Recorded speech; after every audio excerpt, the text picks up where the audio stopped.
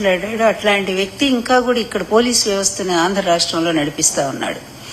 అట్లా ఉంచి ఇక లాండ్ ఆర్డర్ చూస్తే ఎంత భయంకరంగా ఉందో, ఏర్పడక ముందు ఈ రెడ్ బుక్ రాజ్యాంగాన్ని అమలు చేస్తున్నటువంటి లోకేష్ గారు బహుశా చరిత్రలో స్థానం సంపాదించాలనుకున్నారేమో బహుశా. ఎందుకంటే చరిత్రలో రెండు ఉంటాయి, ఒకటి మంచి స్థానం, ఇంకొకటి చెడ్డ స్థానం.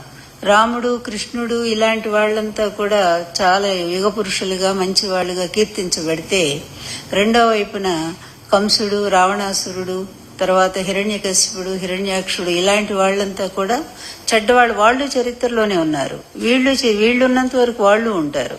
అట్లాగే ఇక్కడ కూడా ఎన్టీఆర్ గారు, అదేవిధంగా రాజశేఖర రెడ్డి గారు, జగన్ గారు మంచి పాలకులుగా వీళ్ళు చరిత్రలో ఉంటే, ఇటువైపు చంద్రబాబు నాయుడు, ఆయన కూటమి వీళ్ళంతా కూడా చరిత్రలో వాళ్ళు ఉంటారు చెడ్డ పాలకులుగా. ఈరోజు ఒక్కసారి అసలు వాళ్ళకి కనీసం మనుషులమేగా, మనందరం కూడా మానవులుగానే పుట్టాం కదా, మనుషులుగా పుట్టి అందులో మీ అదృష్టం కొద్దీ మీకు అధికారం చేతిలోకి వచ్చింది. అధికారం వచ్చిన వాళ్ళు మరింత జాగ్రత్తగా ప్రజల్ని ఎంత మంచిగా చూసుకోవాలండి. ఆ బాధ్యత మర్చిపోయి ఇష్టం వచ్చినట్టు ఒక పిల్లవాడి చేతికి ఒప్పజెప్పేసి నీ ఇష్టం వచ్చినట్టు నువ్వు ఈ రాష్ట్రాన్ని నడిపించు అంటే, ఏమీ తెలియనటువంటి వాడి ఇష్టం వచ్చినట్టుగా పిచ్చోడి చేతిలో రాయిలాగా ఎట్లా పడితే అట్లా ఆర్డర్లు ఇస్తూ ఈ విధంగా ఇంత దారుణంగా అమానుషంగా ప్రత్యర్థుల మీద, అంటే ప్రతిపక్ష పార్టీల కార్యకర్తల మీద, వాళ్ళ ఇళ్ల మీద వాళ్ళ దాడులు ఏంటండి. అదేవిధంగా ఎంతమందిని పబ్లిక్ గా హత్య చేసినా కూడా వాళ్ళ మీద కేసులు లేవు. ఆత్మహత్యలకు ఎంతమందిని పురికొల్పారు. సరే, ఈ విషయాన్ని పక్కన పెడితే ఇది ఒక పరిపాలనేనా? ప్రజాస్వామ్య వ్యవస్థలో బాబు గారు నేను చాలా సూటిగా అడుగుతున్నాను చంద్రబాబుని, ఏమండి బాబు గారు మీరు ఎక్కడి నుంచి వచ్చారండి? ఎన్టీఆర్ గారు అల్లుడుగానే కదా వచ్చారు. ఎన్టీఆర్ గారు ఇప్పటికి కూడా సువర్ణాక్షరాలతో నిలబెట్టుకోదగినటువంటి ఒక మంచి పరిపాలన అందించారనే కదా ఇప్పటికీ ఆయన కోట్లాది మంది అభిమానులు నీరాజనాలు వెలుగుతున్నారు. మరి మీరు పోతే మిమ్మల్ని ఎవరన్నా అనుకునే వాళ్ళు ఉన్నారండి? మీ కనీసం మీ పీడ పోయింది అనుకునే వాళ్లే తప్ప ఎవరో ఇక కొద్ది మంది మాత్రం మీ వల్ల లబ్ధి పొందినో మీ బినామీలు వాళ్ళు బాధపడతారేమో గాని మరి ఎవరు కూడా మీ గురించి బాధపడే ప్రశ్న లేదండి. నేను ఒక్కటే అడుగుతున్నాను, మీకు 75 ఏళ్లు దాటిపోయి 76 ఏళ్లు వచ్చాయి. మరి అదేవిధంగా మీ ఆరోగ్యం కూడా ఏం బాగాలేదు. ఇది మీకు లాస్ట్ అధికారం అండి. ఈ చివరి అధికారంలో చివరిలో ఉన్నారు, వయసులో కూడా చివరిలో ఉన్నారు, ఒక అస్తమయ దిశలో ఉన్నారు. ఇలాంటప్పుడైనా సరే కొంచెం జ్ఞానం అండి, జ్ఞానం కలిగి నాకు మళ్లీ భగవంతుడు ఒక అవకాశం ఇచ్చాడు పరిపాలించడానికి, ఈ ప్రజల్ని ఇప్పుడైనా సరే నేను మంచిగా చూసి, ఇన్నాళ్లు ఏదో పనులన్నీ చేశాను, ఎన్నో అరాచకాలు చేశాను, ఎన్నో అవినీతి పనులు చేశాను, సొంత మామనే చావుకు దగ్గరగా తీసుకెళ్లాను, సొంత అత్తను రోడ్డు మీద పడేశాను, ఎప్పుడు అక్రమాలతో, అన్యాయాలతో, అవకాశవాద కూటములతో అందరితో ఇష్టం వచ్చినట్టు, అక్కడ ఒక పాలసీ లేదు, ఒక విలువ లేదు, ఒక నీతి లేదు, ఒక న్యాయం లేదు, అలా ఇష్టం వచ్చినట్టుగా అందరితో కూడా మరి కూటమి కట్టాను. నేను వాళ్ళని తిడతాను, మళ్ళీ వాళ్ళతోనే చేతులు కలుపుతాను. చివరికి ఏ పార్టీ తెలుగుదేశం పార్టీ కాంగ్రెస్ కు వ్యతిరేకంగా పుట్టిందో అదే కాంగ్రెస్ వాకిట కూడా తెలుగుదేశం పార్టీని తీసుకెళ్లి నిలబెట్టాను. ఇన్ని నీచ పనులు చేసి ఎందుకంటే అధికారం కోసం, అధికారం ఎందుకంటే లక్షల కోట్లు సంపాదించడం కోసం, అంతే తప్ప నీ పాలసీలో నీ బుక్ లో ఎక్కడా కూడా ప్రజాస్వామ్యం అనే పదానికి అర్థం లేదు. అదేవిధంగా ప్రజలను మంచిగా చూడాలనేది ఇప్పటి 95 నుంచి నువ్వు ముఖ్యమంత్రి అయిన దగ్గర నుంచి ఈ 2025 4 సార్లు అనుకుంటాను ముఖ్యమంత్రి అయింది. ఈ 4 సార్లు ముఖ్యమంత్రిగా ఉండి నువ్వేం చేశావు? ఇప్పుడైనా ఒక్కసారి ఆత్మవిమర్శ చేసుకోవా బాబు? ఇక్కడ సమాధానం చెప్పకపోయినా అక్కడైనా చెప్పుకోవాల్సి ఉంది కదా. అబద్ధాలతో జీవితం అంతా గడిపావు, అదే అబద్ధాల కోటలో జీవిస్తా ఉన్నావు. ఇప్పటికి కూడా నువ్వు ఆడినటువంటి ఇన్ని అబద్ధాలు, లక్షల అబద్ధాల్లో ఏ ఒక్క అబద్ధాన్ని ఎప్పుడైనా సరే నువ్వు ప్రూవ్ చేయగలిగావా?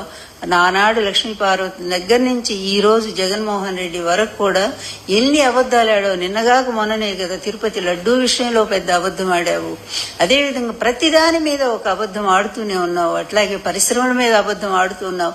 పరిశ్రమలన్నీ జగన్ గారి హయాంలో వస్తే వాటన్నిటికి తీసుకెళ్లి నా హయాంలో తెచ్చుకున్నాను. ఇట్లా ప్రతి క్షణం కూడా అబద్ధాలతో బ్రతుకుతున్నటువంటి నీకు మనస్సు అనేది అసలు లేదనుకుంటాను. బహుశా ఉంటే ఒక్కసారి ప్రక్షాళన చేసుకోవడానికి ప్రయత్నం చెయ్యి, నీ కొడుకును దారిలో పెట్టు. ఎందుకంటే నీ కొడుకు విచ్చలవిడిగా ఎట్లా దున్నపోతులాగా విచ్చలవిడిగా ప్రవర్తిస్తా ఉన్నాడు రాష్ట్రంలో. అతని అరాచకాలు మామూలుగా లేవు, అతని అవినీతి కూడా మామూలుగా లేదు. అందుకే యథా రాజా తథా ప్రజ, యథా పిత తథా సూత అనేటువంటి ఒక సామెత మీలాంటి వాళ్ళని చూసే పుట్టింది. ఎక్కడైనా మంచి వాళ్ళకి మంచి కొడుకులు పుడతారు, చెడ్డ వాళ్ళకి చెడ్డ కొడుకులు పుడతారు, ఒక్కోసారి చెడ్డ వాళ్ళకి కూడా మంచి కొడుకులు పుడతారు, అదేవిధంగా మంచి వాళ్ళకి చెడ్డ పిల్లలు కూడా పుట్టొచ్చు. కానీ మీ సంప్రదాయంలో, నారావారి సంప్రదాయంలో చెడునే ప్రోత్సహిస్తూ, అబద్ధాలనే ప్రోత్సహిస్తూ కంటిన్యూగా ఈ ప్రజలు ఏం తప్పు చేశారనండి, వాళ్ళు ఇష్టమైన వాళ్ళకి వాళ్ళు ఓటు వేసుకోకూడదా? వాళ్ళకి న్యాయం చేసిన చోట వాళ్ళు చెప్పుకోకూడదా? అలాంటి వాళ్ళ మీద ఇంత కక్ష సాధింపు చేస్తా ఉన్నాడే నీ కొడుకు, ఇప్పుడైనా నువ్వు నియంత్రించవా? రెడ్ బుక్ రాజ్యాంగం ఏంటయ్యా? ఇది ప్రజాస్వామ్య వ్యవస్థ లేకపోతే నారావారి వ్యవస్థ? దీనికి సమాధానం చెప్పండి. ఇదేమన్నా ఆటోక్రసీ అనుకున్నారా, డెమోక్రసీ అనుకున్నారా? ఆటోక్రసీలో అప్పుడు కూడా రాజులు చక్కగా ప్రజా పరిపాలన బాగా చేసేవాళ్ళు. రావణుడు రాక్షసుడు అయినప్పటికీ కూడా, అతనిలో కొన్ని బలహీనతలు ఉన్నప్పటికీ కూడా అతను మరి ప్రజలు మాత్రం ఎంతో బాగా చూశారు. రావణుడు లంకలో ఉండేటువంటి తన ప్రజల్ని ఎప్పుడు నిత్యం కూడా ఆనందంగా ఉండేట్టు చేశాడట. కానీ మీరు వచ్చి ఏం చేస్తున్నారయ్యా? ముఖ్యంగా ఆడవాళ్ళు ఈ దేశంలో, ఈ సనాతన సాంప్రదాయంలో ఆడవాళ్ళకి ఎంత గౌరవం ఇచ్చారో అది చదువుకున్న వాళ్ళకి అర్థమవుతుంది. మీరు అది చదువుకున్నారో లేదో తెలియదు. కానీ మీ కూటమిలోనే ఒక సనాతనవాది ఉన్నారు కదా, లక్షల పుస్తకాలు చదివిన వారికైనా తెలిసే ఉంటుంది కదా. ఏమండి, ఎత్ర నార్యస్తు పూజ్యంతే రమంతే తత్రా వై దేవాహ అని చెప్పి మనం చదువుకున్నాం కదా. అలాంటి సూక్తులన్నీ ఏమైపోయినాయండి? గృహిణీ గృహముచ్యతే. మీ ప్రభుత్వం వచ్చిన దగ్గర నుంచి ముచ్చుమురు దగ్గర చిన్న బాలిక శవం కూడా ఇప్పటి వరకు కూడా కనపడలేదు. ఇప్పటి వరకు 300 అత్యాచారాలండి ఆడపిల్లల మీద. జగన్మోహన్ రెడ్డి గారి హయాంలో ఇచ్చినటువంటి దిశ చట్టం ఎటుపోయిందండి? ఆ రోజు ఒక్కళ్ళకి జరిగినందుకు, అదేవిధంగా పక్క రాష్ట్రంలో జరిగితే ఎక్కడో మరి నిర్భయ అనుకుంటాను, అక్కడ జరిగితే ఇక్కడ స్పందించి ముఖ్యమంత్రి గారైన జగన్మోహన్ రెడ్డి గారు దిశ చట్టాన్ని తీసుకొచ్చి అది సెంట్రల్ గవర్నమెంట్ కూడా పంపిస్తే వాళ్ళు ఇంకా యాక్సెప్ట్ చేయలేదనుకోండి, అయినా సరే దిశ యాప్ ద్వారా కోట్లాది మంది ఆడపిల్లల్ని మరి అది డౌన్లోడ్ చేసుకునేటట్టుగా, తర్వాత దిశ పోలీస్ స్టేషన్లు తీసుకొచ్చి ఎక్కడికక్కడ మహిళలకు రక్షణ కల్పించి, ఎప్పుడైనా సరే మహిళల మీద ఇంత అన్యాయం జగన్మోహన్ రెడ్డి గారి హయాంలో జరిగిందండి? సిగ్గుపడరా అండి? మీ గవర్నమెంట్లో ఇలాంటివి జరుగుతున్నాయంటే అది ఎవరికండి మచ్చ? మీకే కదా. నిన్న ఒక మహిళ, లక్ష్మి అనేటువంటి మహిళ, తిరుపతిలో నిజంగా ఆ అమ్మాయిని చూసి బాధపడని మహిళ లేదండి ఈ రాష్ట్రంలో. ఆఖరికి మీ పార్టీ వాళ్ళు కూడా, చెప్తున్నాను కదా, జనసేన వాళ్ళు, అదేవిధంగా టీడీపీ వాళ్ళు, అందరూ అన్ని పార్టీల మహిళలు కూడా చాలా బాధపడ్డారు. పాపం ఒకళ్ళ చేతిలో నమ్మి భర్తను కోల్పోయి